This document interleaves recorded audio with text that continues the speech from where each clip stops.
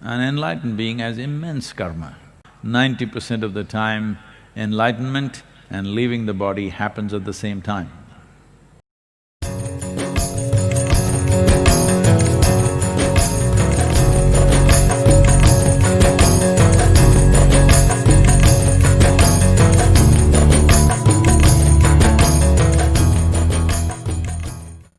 Namaskaram Sadhguru. You said that depending upon how compulsive we are and as per our karma we attract certain situations or life arranges itself accordingly. But for an enlightened being who has no karma, what determines the nature of situation he or she gets into or the way life pans out? We have seen you face some of the most challenging situations. What is the mechanics behind this?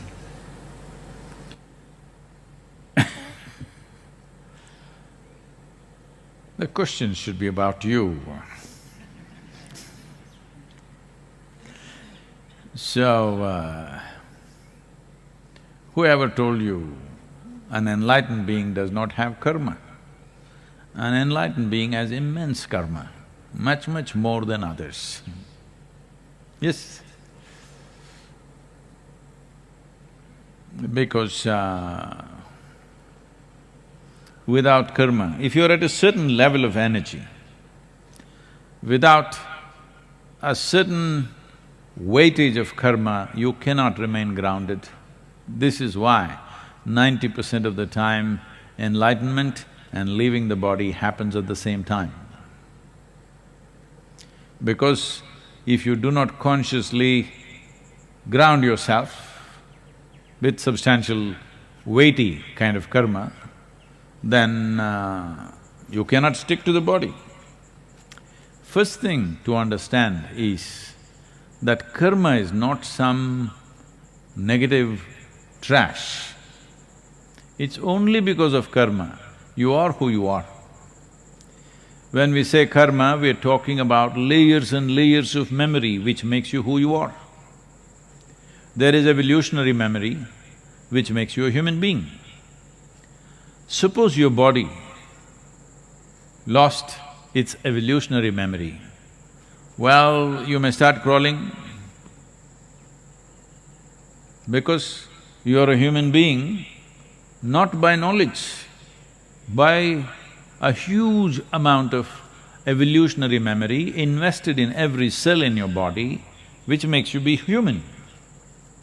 You have seen when we do certain programs which are connected to getting into or putting our fingers into deep levels of karma like samyama, certain people start crawling, certain people start doing things.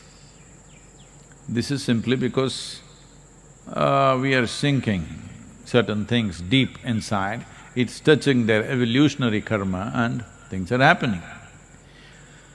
Well, there is an immense amount of karma, starting from the evolutionary or even before, the elemental karma is there, we will not go into it, it's too complex. But you understand the evolutionary karma. Let's say, see right now the frogs are happy in the evening for whatever reasons, they're doing quack, quack, quack. I don't know who found the connection about kissing the frog and turning them into human beings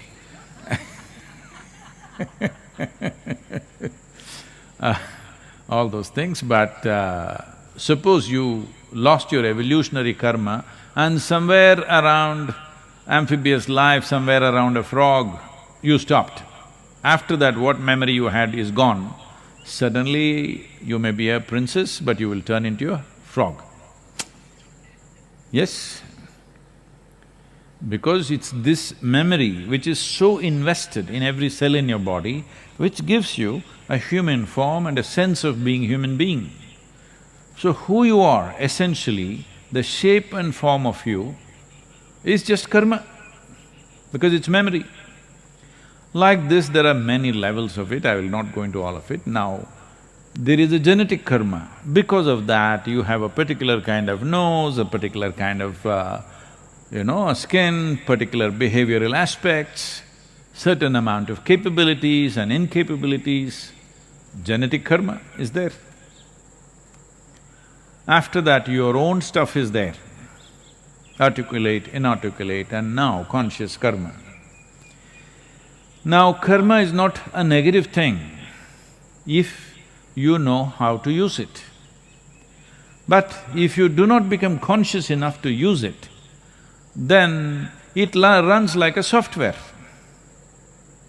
Let us say there is a software on the computer you use or the phone that you use. I think computers are gone.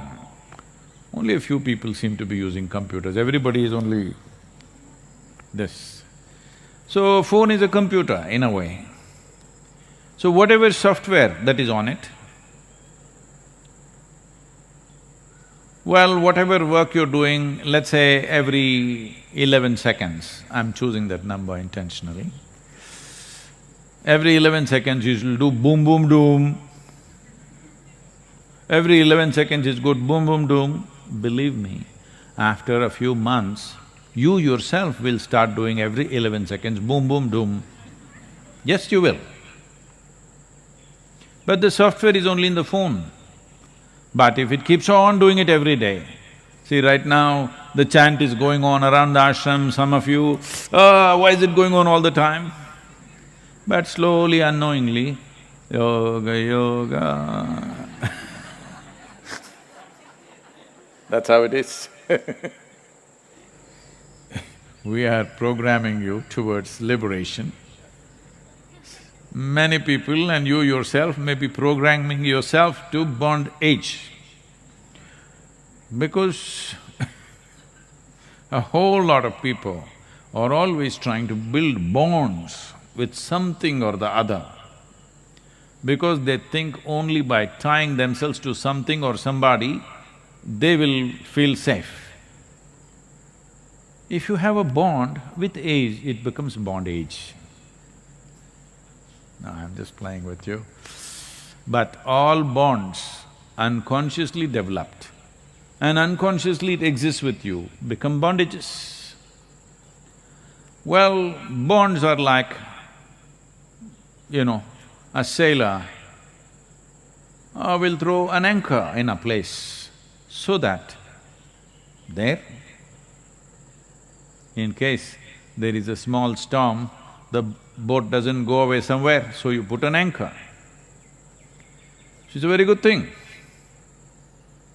if you want to be safe in one place.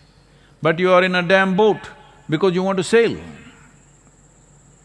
So if you keep on putting 5, 10 anchors, obviously you will be safe, but you will never sail.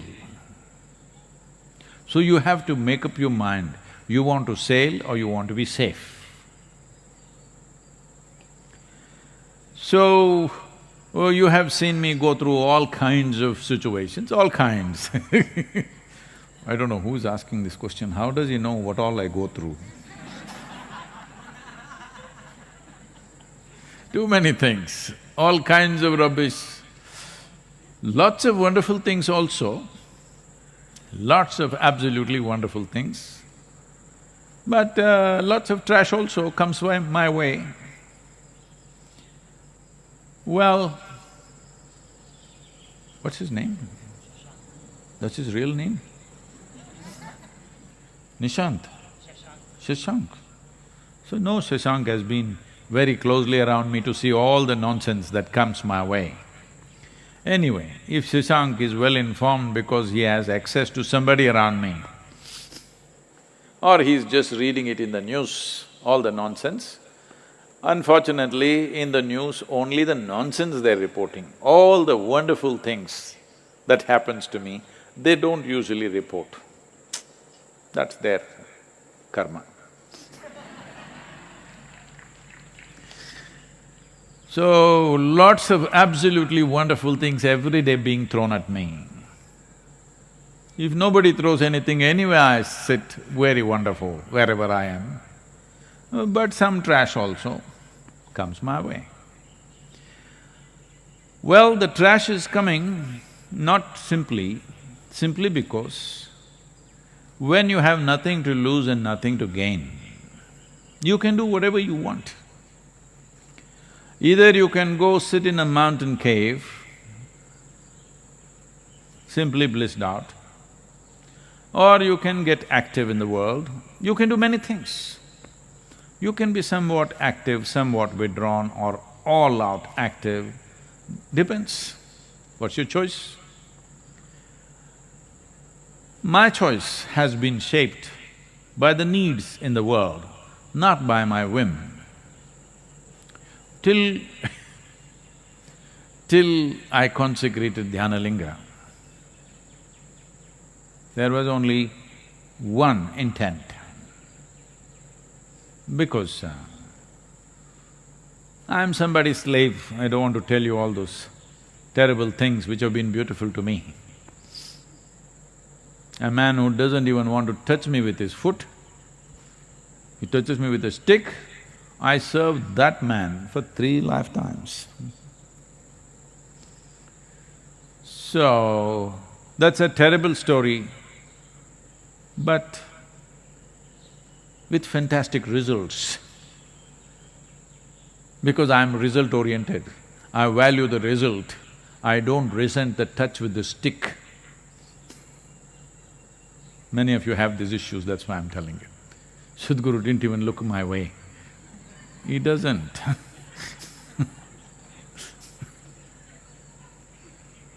So, because my activity since Dhyanalinga, till then I was not bothered about anything else, just one thing. I thought that's it and with that I will even end. Because I had not created an intent in my mind as what I will do beyond that. So things collapsed, things happened, whatever, that's all history now, every one of you know it probably. When the body began to collapse very badly, when my basic structure got very badly damaged and became almost like what to say, little crippled, then it became like a challenge, let's see if we can get back. And there were also some absolutely wonderful and dedicated people around me who were willing to give their life if necessary.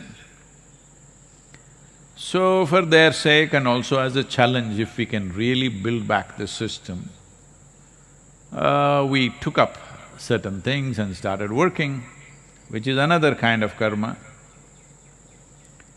Well, those of you who have seen me since 99, that is 1999, because a whole lot of millennials who do not know there was a 20th century, you know. So in the year 1999, if you had seen me, and today you are seeing me, well, in terms of physical well-being, I'm leaps and bounds ahead of what I was 20 years ago. In 20 years, decline should have happened, but in 20 years, I'm way better than what I was. It's clearly visible in every way. So, once we successfully built back the system, then the question was, okay, what the hell do we do? My long-term dream, you know, that I will ride away across the world, not a care in the world, simply full tank, open road, gone. That was the dream of that time. Even if my stomach was empty, it didn't matter. Motorcycle tank was full, road was empty, this virus time, this lockdown time, should be really nice to ride. Almost every road is like a racetrack, but I'm not allowed to ride, so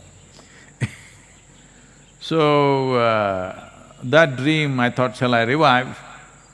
But all the people around me, without them I wouldn't have had the intent to go through that enormous striving that it took of almost 3 years or 3.5 years to build back the system. I wouldn't have had the intent without all these people looking hopefully at me. If I didn't have that, I wouldn't have had the intent to build it back.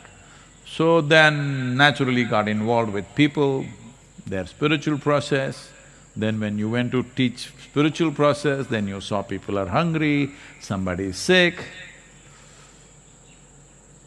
nothing happening for them, so we got involved in the social process, then we saw even if somebody is just about getting enlightened, there is not even a tree in the village, so we started planting trees to a point where people are calling me tree planter. So all this karma. But what do you think? Look at me and tell me, you think this karma is taking a toll on me? Sometimes I might not have slept well, I may look little… But does it look like it's taking a toll on me? Because I want you to understand, all of you, get this straight. The simplest way to deal with all the humongous mountains of karma that you may have, because if you have a Himalayan-sized karmic background, it's very good. That means you have a complex structure.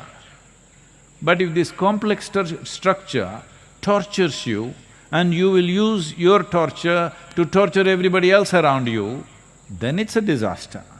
But if you use this complexity, because complexity is needed to come out with very significant solutions. If you have no complexity, usually you're called a simple fellow in England. In India, we call them simpleton. People will have compassion for you, but no passion for you. Yes, that's a sad way to live. So now, if you want to deal with your karma, the simplest thing is, you sit here, absolute dispassion for this one, total passion for everything else. This is all. Right now the problem is, people have enormous passion for their life, but they have dispassion for other people's well-being and suffering and whatever is happening. This is why right now the world is saluting the doctors and nurses who are sticking their life out there to work for somebody, because they are showing passion for other lives and dispassion for themselves. This is a sure way of release. So this is all you have to do. You must reverse the equation. Too much passion for yourself, no passion for others, no. Absolute passion for every life around you, total dispassion towards yourself. You don't worry about all this karmic nonsense. You are gone, you are free from this rubbish.